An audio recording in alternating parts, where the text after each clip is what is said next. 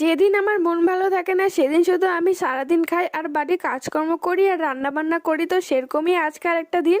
দেখো এখানে খেয়ে নিচ্ছিলাম আমি চিপস আর কোল্ড ড্রিঙ্ক। তো যেদিন যেদিন আমার মন ভালো থাকে না সেদিন সেদিন খেলে তো আমার মন একদম ভালো হয়ে যায়। তোমাদের কাদের কাদের সাথে এরকম হয় যে খেলে পরে মন ভালো হয়ে যায়? তারপরে দেখো এখানে চলে এসেছি আমি কিছুক্ষণ বই পড়ার জন্য, তারপরে বইটাই পড়া কমপ্লিট করে দুপুরবেলা এখানে দেখো চিকেন দিয়ে আমি ভাত খেয়ে নিচ্ছিলাম। এই চিকেনটা কিন্তু অনেক টেস্টি হয়েছিল। তারপরে দেখো চিকেন দিয়ে ভাত খাওয়ার পর এখানে আম নিয়ে চলে এসেছি।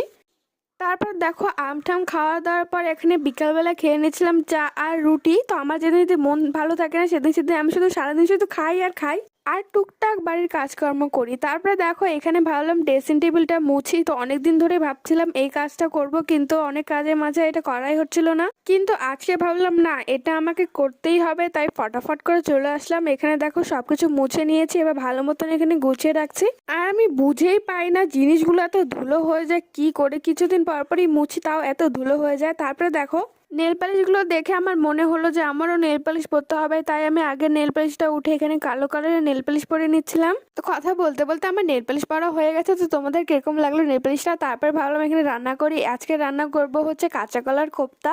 তাই আমি আলু আর কাঁচা কলাটা ভালো মতন সেদ্ধ করে নিয়েছি একটু সামান্য একটু হলুদ দিয়ে। তারপরে দেখো এটা ভালো মতন মেখে নিচ্ছি।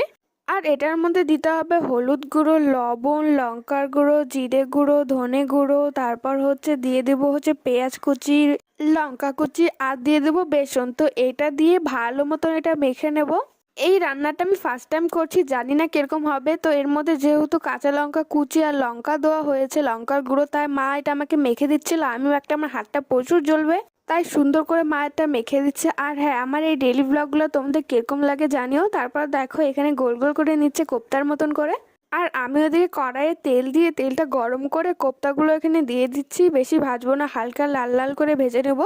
আমার তো মোটামুটি রান্না করতে ভালোই লাগে। তোমাদের কাদের কাদের রান্না করতে ভালো লাগে? গরমের দিনে রান্না করতে ভালো লাগে না, কিন্তু ঠান্ডার দিনে রান্না করতে বেশ ভালো লাগে। তারপর কথা বলতে বলতে আমার সব কোপ্তাগুলো ভাজা হয়ে গেছে। তারপরে ওই কড়াইয়ের মধ্যে দিয়ে দিয়েছিলাম সামান্য একটু চিনি আর দিয়ে দিয়েছিলাম গোটা জিরে। তারপর আলুটা দিয়ে ভালো মতন ভেজে নিয়েছিলাম। আর মশলার মধ্যে দিয়েছিলাম পেঁয়াজ, রসুন, কাঁচা লঙ্কা বাটা। আর গুঁড়ো মশলার মধ্যে দিয়েছিলাম হলুদ গুঁড়ো, লঙ্কা গুঁড়ো, জিরে গুঁড়ো, ধনে গুঁড়ো আর দিয়ে দিয়েছিলাম হচ্ছে নুন। তারপর দেখো এটা দিয়ে ভালো মতন কষিয়ে নিয়েছি।